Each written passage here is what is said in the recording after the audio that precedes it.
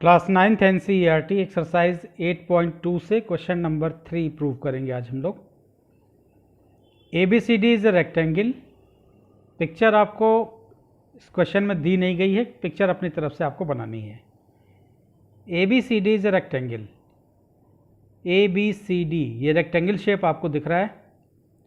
PQR and S are mid points of side AB, BC, CD and AD respectively. PQRS ये respected side के mid points हैं। To prove PQRS is a rhombus, ये जो अंदर quadrilateral बन रहा है इस रेक्टेंगल के, PQRS आपको ये प्रूव करना है कि ये क्वाड्रिलेटरल एक रोम्बस है। तो इस क्वेश्चन की स्ट्रेटजी क्या होगी, पहले इस पर बात कर लेते हैं, फिर इसके सॉल्यूशन में आते हैं। चूँकि S और R ये दोनों मिड पॉइंट हैं, तो इन ट्रायंगल DAC में हम मिड पॉइंट थ्योरम अप्लाई कर देंगे। तो according to mid point theorem, triangle के दो साइड के मिड पॉइंट को मिलाने वाली लाइन थर्ड साइड के पैरेलल होती है और उसकी हाफ होती है। तो SR जो होगा वो AC के पैरेलल हो जाएगा। मिड पॉइंट थ्योरम हम ट्रायंगल ABC यानी इस ट्रायंगल में भी लगा देंगे। तो यहाँ P और Q दोनों मिड पॉइंट हैं, तो PQ साइड जो होगी वो AC के पैरेलल हो जाएगी। तो SR भी AC के पैरेलल थी पहले, PQ भी AC के पैरेलल हो गई। तो SR और PQ ये दोनों आपस में पैरेलल, क्योंकि ये दोनों सेम AC लाइन के पैरेलल हैं। तो SR और PQ पैरेलल हो गए और ये दोनों हाफ AC के इक्वल हैं, यानी दोनों आपस में इक्वल भी हो जाएंगे। तो किसी भी क्वाड्रिलेटरल के आमने सामने यानी अपोजिट साइड के एक पेयर को आप इक्वल और पैरेलल दिखा देते हैं तो वो शेप एक पैरेललोग्राम हो जाएगा। तो पहला मेरा टारगेट जो होगा वो PQRS को एक पैरेललोग्राम शो करना होगा। पैरेललोग्राम शो करने के बाद हम इस पैरेललोग्राम की एडजेसेंट साइड को हम इक्वल दिखा देंगे, यानी PS साइड को और PQ साइड को हम इक्वल दिखा देंगे, क्योंकि रोम्बस की सभी चारों साइड इक्वल होती हैं। पैरेललोग्राम की अपोजिट साइड इक्वल होती हैं और पैरेलल होती हैं। तो पहले तो पैरेललोग्राम हम दिखाएंगे जिससे कि ये पता लगा कि आमने सामने की इसकी साइड्स जो हैं वो पैरेलल हैं, दोनों पेयर, ये दोनों पैरेलल हैं और दोनों इक्वल भी हैं। अब ये भी बताना होगा कि ये चारों साइड इक्वल हैं इसकी। तो रोम्बस की चारों साइड इक्वल हैं होती हैं, तो इसलिए हम बाद में शो करेंगे कि इसकी दोनों एडजेसेंट साइड यानी PS और PQ ये दोनों आपस में इक्वल हैं। उसमें हम कॉन्ग्रुएंसी दिखाएंगे, यानी SAP और QBP इन दोनों ट्रायंगल में कॉन्ग्रुएंसी दिखाएंगे। बाई CPCT ये साइड और ये साइड आपस में इक्वल हो जाएंगी। जब ये साइड और ये साइड आपस में इक्वल आ गई तो फिर ये हमने पहले बताया था कि ये पैरेललोग्राम है, तो पैरेललोग्राम की अपोजिट साइड इक्वल भी होती हैं। तो अगर ये आपस में इक्वल, तो इसके इक्वल ये हो जाएगा और इसके इक्वल ये हो जाएगा। कुल मिला के चारों साइड क्या हो जाएंगी, इक्वल हो जाएंगी, और ये शेप PQRS एक पैरेललोग्राम के साथ साथ एक रोम्बस भी हो जाएगा। ये हमारे क्वेश्चन की स्ट्रेटजी होगी। तो आइए इसके सोल्यूशन में आते हैं। यहाँ हमने सब गिवन पार्ट नोट कर लिया। PQRS हमको रोम्बस प्रूव करना है। कंस्ट्रक्शन ज्वाइन AC को हमने ज्वाइन करा लिया। In triangle ADC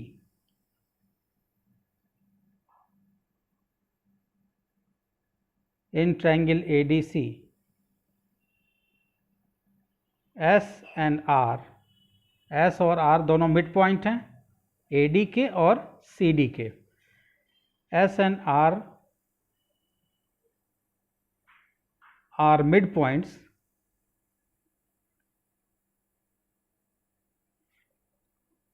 of AD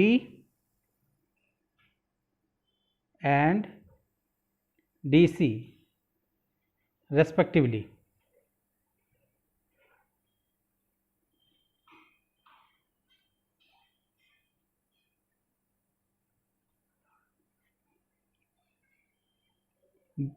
तो बाय मिड पॉइंट थ्योरम ये दोनों मिड पॉइंट हैं और मिड पॉइंट के ज्वाइन करने वाली लाइन थर्ड साइड के पैरेलल इसकी हाफ होती है। By mid point theorem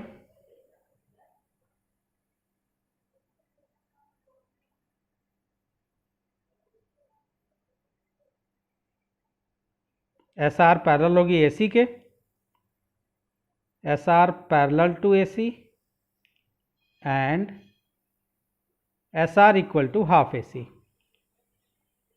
S R जो होगी वो हाफ ए सी के बराबर होगी। ये हमारा इक्वेशन 1 हो गया। अब यही चीज़ हम ट्रायंगल ए बी सी में भी मिड पॉइंट थ्योरम अप्लाई करेंगे। Again in triangle A B C, in triangle ABC, P and Q are midpoints. P and Q are midpoints.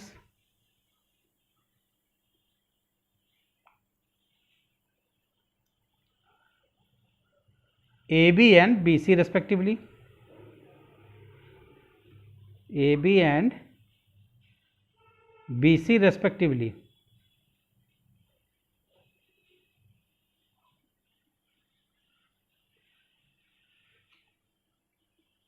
Therefore, by midpoint theorem,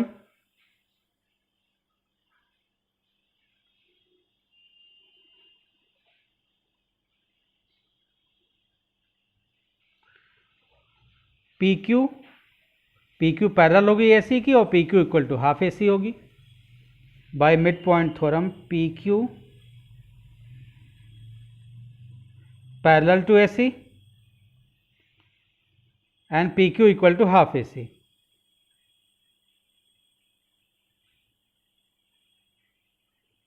ये equation 2 हो गया। From 1 and 2 से देखिए तो SR भी AC के parallel, PQ भी AC के पैरेलल। चूँकि ये दोनों PQ और SR दोनों सेम लाइन के पैरेलल हैं तो ये दोनों आपस में SR PQ आपस में पैरेलल हो जाएंगे। दूसरी चीज़, SR भी हाफ AC के बराबर, PQ भी हाफ AC के बराबर, दोनों सेम चीज़ के बराबर हैं तो ये दोनों आपस में इक्वल भी हो जाएंगे। तो SR PQ आपस में पैरेलल होंगे और SR PQ आपस में इक्वल भी होंगे फ्रॉम 1 एंड 2। तो फ्रॉम 1 एंड 2 जो कंक्लूजन हमारे पास आया, SR parallel to PQ and SR equal to PQ।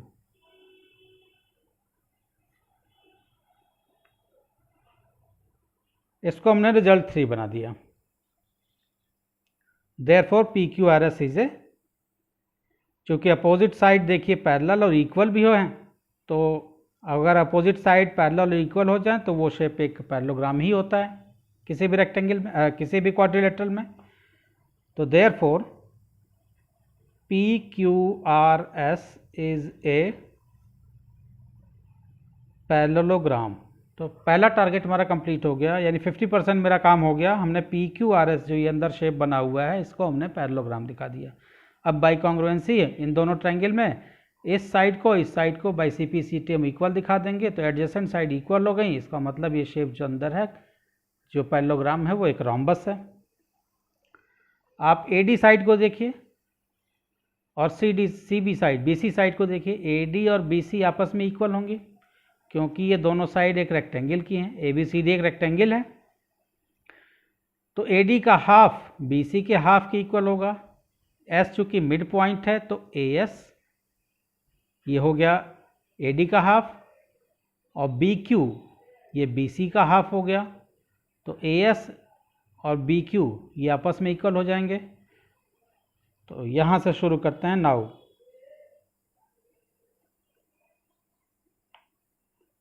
AD equal to BC, AD और BC आपस में इक्वल हैं तो हाफ AD हाफ BC के इक्वल होगा।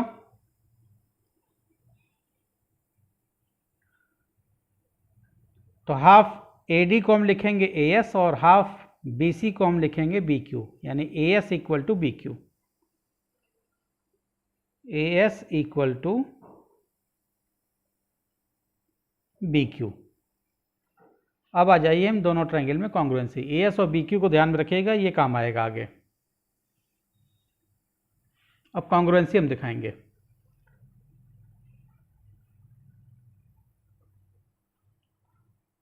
Now in triangle SAP and QBP, now in triangle SAP and triangle QBP, SAP QBP, इन दोनों में हमको कॉन्ग्रुएंसी दिखाना है। तो हमारे पास है AS इक्वल टू BQ, अभी आपने इसके पहले दिखाया था। AS इक्वल टू BQ, इसका रीजन आप लिख दीजिए शोन अबव, अभी ऊपर आपने इसको दिखाया है। AS इक्वल टू BQ, इस ट्रायंगल का एंगल A देखिए और इस ट्रायंगल का एंगल B देखिए, दोनों 90 के हैं क्योंकि ये दोनों रेक्टेंगल के एंगल हैं। रेक्टेंगल के सभी एंगल 90 डिग्री के होते हैं।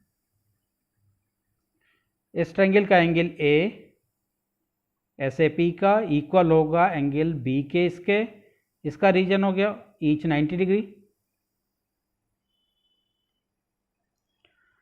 और AP इक्वल टू BP हो जाएगा क्योंकि P जो है मिड पॉइंट है। तो AP इक्वल टू BP, इस ट्रायंगल का AP और इस ट्रायंगल का BP आपस में equal, AP equal to BP, इसका रीजन हो जाएगा P is the mid point of AB, AB का मिड पॉइंट है P। ये आपकी साइड है, ये एंगल है, ये भी साइड है। तो side angle side, SAS criteria से ट्रायंगल SAP कॉन्ग्रुएंट हो जाएगा ट्रायंगल QBP के। तो therefore triangle SAP congruent to triangle QBP, criteria हो जाएगी SAS, साइड एंगल साइड। दो ट्रायंगल जब कॉन्ग्रुएंट हो गए तो इनके करस्पॉन्डिंग साइड्स और करस्पॉन्डिंग एंगल आपस में इक्वल होंगे। तो इस ट्रायंगल का SP और इस ट्रायंगल का QP, यहाँ से SP और इसका QP, ये करस्पॉन्डिंग पार्ट हो गए, ये दोनों आपस में इक्वल होंगे। SP equal to QP by CPCT, corresponding part of congruent triangle by CPCT, ये दोनों इक्वल हो गए।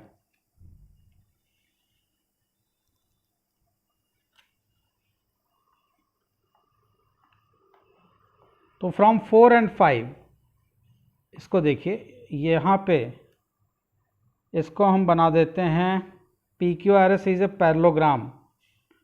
ये हमारा रिजल्ट 4 हो गया, और SP इक्वल टू QP हमारा 5 हो गया। तो 4 और 5 से देखिए PQRS को आपने दिखाया पैरेललोग्राम, और adjacent side SP equal to QP आपने दिखा दिया, यानी SP और ये QP आपस में बराबर हैं। ये अगर दोनों बराबर हैं तो फिर इसके सामने ये बराबर हो जाएगा और इसके सामने ये, यानी सभी साइड बराबर हो गई। इसका मतलब PQRS क्या हो गया, एक रोम्बस हो गया। तो फ्रॉम 4 एंड 5, 4 और 5 से, 4 में आपने दिखाया कि PQRS एक पैरेललोग्राम है, और 4-5 में आपने इक्वेशन 5 में आपने दिखा दिया SP इक्वल टू QP, यानी एडजेसेंट साइड इक्वल हो गई। इसका मतलब कि ये एक रोम्बस शेप है। PQRS is a rhombus, PQRS एक रोम्बस है because adjacent sides are equal.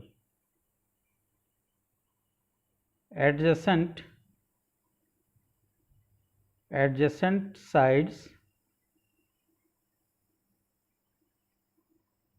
of parallelogram, ये पैरेललोग्राम है और इसकी एडजेसेंट साइड क्या है, adjacent side of parallelogram are equal. इस तरह से क्वेश्चन नंबर 3 प्रूव हो गया कि ये शेप जो PQRS है वो एक रोम्बस शेप है, क्योंकि इसकी एडजेसेंट साइड ऐसा पैरेललोग्राम है जिसकी एडजेसेंट साइड जो है दोनों इक्वल हैं। तो आसान क्वेश्चन था, होप आपके समझ में ये आया, क्वेश्चन अच्छे से आया होगा। अगर ये वीडियो अच्छा लगा है तो चैनल को सब्सक्राइब कीजिए, अपने फ्रेंड्स क्लासमेट में शेयर कीजिए। नेक्स्ट वीडियो में अगले क्वेश्चन हम लोग सॉल्व करेंगे। Thank you.